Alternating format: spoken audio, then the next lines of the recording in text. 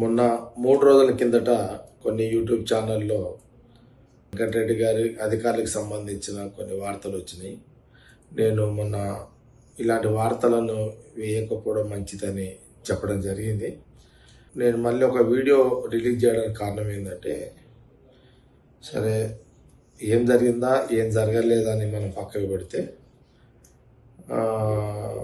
దీన్ని మీద కొంత నేను వీడియో ద్వారా నేను కోరుతున్న ఏంటంటే, ఇప్పుడు గవర్నమెంట్ కూడా సిట్ కమిటీ వేయడం జరిగింది. కొంతమంది జర్నలిస్టులని అరెస్ట్ చేసినట్టు కూడా వార్తలు వచ్చినాయి. రాత్రి 11-12 గంటల నుంచి కొందరు జర్నలిస్టులను అరెస్ట్ చేస్తున్నట్టు వార్తలు కూడా ఇప్పుడు బయటకు వచ్చినాయి. నేను సిట్ అధికారులకు కోరుతున్న ఏంటంటే, కొంత మీరు కూడా కొంత ఆలోచన చేయండి. దీన్ని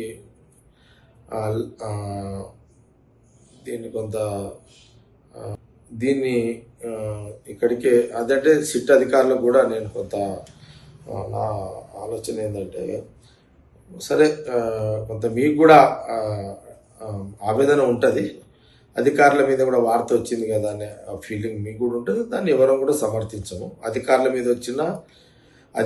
మీద రాజకీయ నాయకుల మీద ఎవరి మీద పర్సనల్ విషయాలు లేని ఉన్నట్టుగా వార్తలు వస్తే ఎవరు కూడా దాన్ని సమర్థించము, దాన్ని ఎవరు కూడా ప్రోత్సహించము.